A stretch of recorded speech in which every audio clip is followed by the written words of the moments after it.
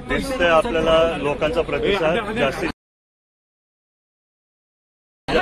उमेदवार आहेत 23 उमेदवार रिंगणामध्ये आहेत. खरं तर बिनविरोध व्हायला हवी होती, पण ती काय कारण आहे?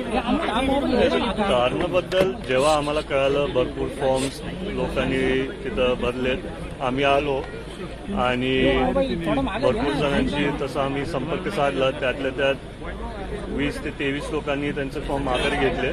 बाकीच्यांनी जे ठेवले त्यांच्या कारणामुळे ठेवले. कानावाला काही पैसे वगैरे मागितले मागणीसाठी लोकांचे काय काय तसे मागणे होते. पैशाचं कोणी असं काय बोललं नाही, पण त्यातल्या त्यात कधी कधी कोणाला तरी आर्थिक थोडी मदत लागते. म्हणजे प्रयत्न झालेले आहेत. या जे काही अपक्ष राहिले त्यांना त्यांच्या अपेक्षा नाही, त्याच्याबद्दल मी काय बोलू. राज्यशिकार बँकेच्या प्रकरणामध्ये काय वाटणार बारामती क्लीन शीट मिळालेली आहे रोहित पवारांना राज्यशिकार बँकेच्या प्रकरणामध्ये. नाही, त्याच्याबद्दल मी काय बघितली नाही बातमी. आव्हान काय कराल बारामतीकरांना, कारण कसं पोटनिवडणूक मैं सबको आह्वान करूंगा कि ज्यादा से ज्यादा लोग, लेकिन आशा ही है दादा के लिए सब बाहर आके उधर मतदान करेंगे. और आपको दिख रहा है आज सुबह सुबह भी बहुत इधर लोग आए. बाकी के बूथ पे भी मैंने फोन करके हमारे पोलिंग एजेंट्स को पूछा, वो सब बोल रहे कि प्रतिसाद अच्छा है, बहुत लोग बाहर आ रहे हैं. रोहित पवार बारामतीकरांना आवाहन करण्यापेक्षा मी जेव्हा गावागावी दौरे करत होतो, सगळ्यांच्या मनात स्वतःच एक आशा होती की दादांसाठी ह्यावेळेस स्वतःच येऊन तिथं चांगल्या टक्केवारीने मतदान करणार होतो. दादांचं लीड नेहमीच विक्रमी राहिलेले आहे. पण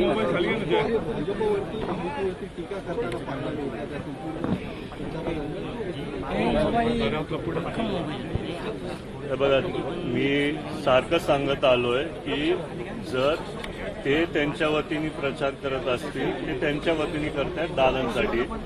आम्ही आमच्या वतीने प्रचार करत आलोय आणि आमचे मित्रपक्ष त्यांच्या वतीने प्रचार करतायत. त्याच्यामुळे दुसऱ्यांच्या मनात काय भावना ते प्रचारच्या धर्मात बोलत असतील त्याच्याबद्दल मी नाही काय बोलणं दादा योग्य तसं वाटतं. पाहिलं विरोधक तशा अर्थाने कोणीच नाही स्ट्रॉंग विरोधक असं सगळे जे काय आहेत किरकोळ अपक्ष. विरोधक कोणी नाही स्ट्रॉंग, तुम्ही बोलताय ते बरोबर आहे. पण सगळ्यांनी ही निवडणूक एक रेकॉर्ड ब्रेकिंग मतधिक्यांनी वहिनीला व दादांना विजय व्हावं म्हणून सगळ्यांनी तसं एक श्रद्धांजली ठरावी दादांना, कारण दादांचं लीड नेहमीच विक्रमी राहिलेले. बरोबर, सगळ्यांच्या मनात तेच होतं की बिनविरोध झाले असते तर ती खरी श्रद्धांजली दादांना अर्थ झाली असती. तसं नाही झालं. म्हणून यावेळेस गावागावी जाताना पण जिल्हा परिषदपेक्षा प्रतिसाद खूप लोकांचा होता. ते त्यांची भावना मला सांगत होते आणि दादांचं प्रेम सगळ्यांच्या मनात कसं दिसत होतं. या प्रचारात आम्ही तुमचं भाषण ऐकलं. अगदी दादांचे म्हणजे जे आठवणी आहेत उजाळ्यामुळे लोक तुमच्या दादांना बघत होते. म्हणजे अगदी आईला वगैरे. दादांसारखं कधीच कोणी होणं नाही.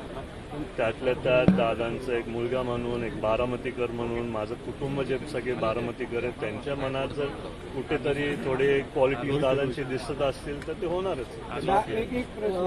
दादांच्या अपेक्षेनं खरं उतरण्याचं सगळ्यात ऑब्व्हियसली तुम्ही सगळं कुटुंब प्रयत्न करणार. पद्धतीने फिरत होते त्याच पद्धतीने तुम्ही फिरला. लोकांचे प्रश्न जाणून घेताना काय वाटलं की दादांना हे सगळा संघर्ष आणि आता तो पण तुम्हाला मी गावागावी जाताना त्यांचं बरोबर आहे. दादांनी अनेक वर्ष कष्ट घेतले आणि बरोबर आहे खूप काही मुद्दे होते आणि खरंच वाटलं नव्हतं की दादा आपल्याला सोडून म्हणजे गेले. मनात पण अजून ते वाईट वाटतं. पण लोकांची एक आशा आहे आणि जर मी त्यांची कामं सर्वांची करू शकलो आणि करतोच आहे तर मी नक्कीच ते करणार आणि सगळ्यांसाठी मी ठामपणे उभा राहणार. बारामतीचं पालकत्व मुलगा म्हणून तुम्ही घेणार का? एरवी दादाच कारभार पण आता किती नाही मला डीसीएम पूर्ण राज्याचा पक्षाचा कारभार पार दादा केंद्रात खासदार झाले. बारामती एकूण मतदारसंघ दादांच्या जागी तुम्ही सगळे जे नाही बघा, दादांची जागा कोणी घेऊ नाही शकत. मी तुम्हाला सारखं बोलतोय आणि मी एकटाच नाही, वहिनी असू द्या, पारदादा असू द्या, मी असू द्या, आम्ही तिघं बारामतीसाठी कष्ट घेणार काम.